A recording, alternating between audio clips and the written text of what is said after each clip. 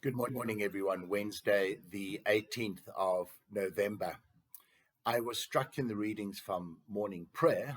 I do my morning prayer before this little talk, and so that's often why it's those readings that speak so powerfully into the address I share.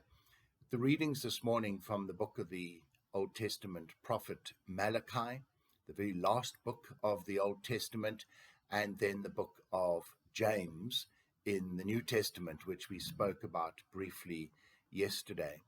And I was struck in both those books of the contrast that the authors draw between the loving and predictable almost response that God gives to us. Predictable not in that sense of boring, but predictable because God is always there for us. God is always loving, always caring for us. God always has our best intentions, not as some benevolent fuddy-duddy, but as a person who truly does love us, who says, I created you, all of us, in his image. And so he cannot mistreat us without, in a sense, mistreating himself. And so, whilst on the one hand we have that picture of God's love for us, the authors of Malachi and James then paint the opposite of that, of how we as humans treat each other and treat God, and we take each other for granted.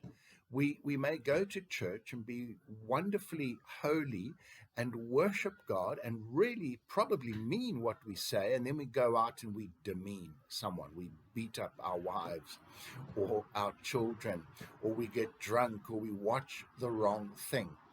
And the authors are saying, but God is not like that. He's not faithful and friendly on a Monday, and on a Tuesday he's grumpy and he's not going to ever answer your prayers.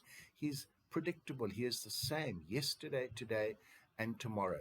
And why do we as humans have to be so capricious and changing like the tides?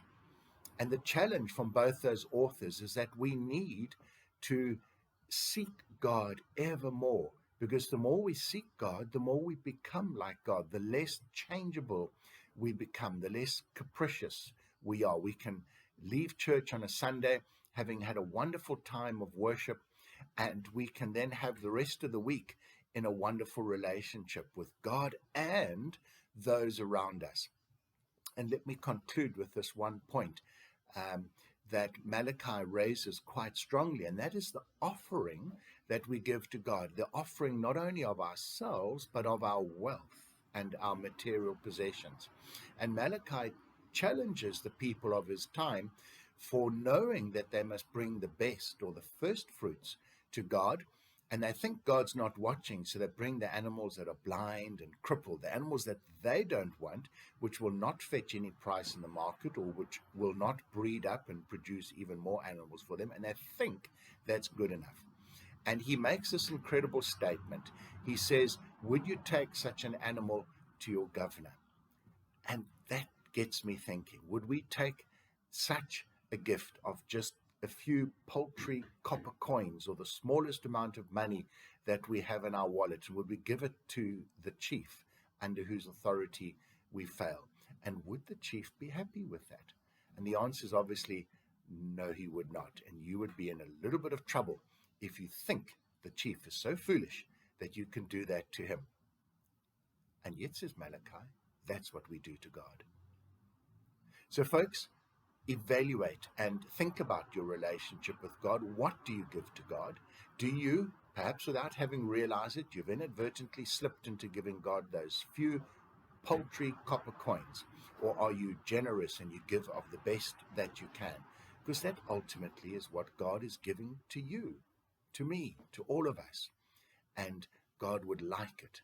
He really would, if we were generous back to him.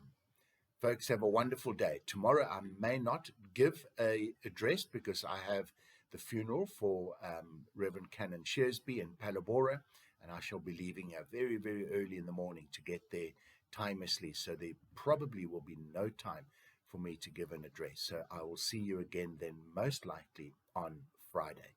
God bless and have a wonderful day.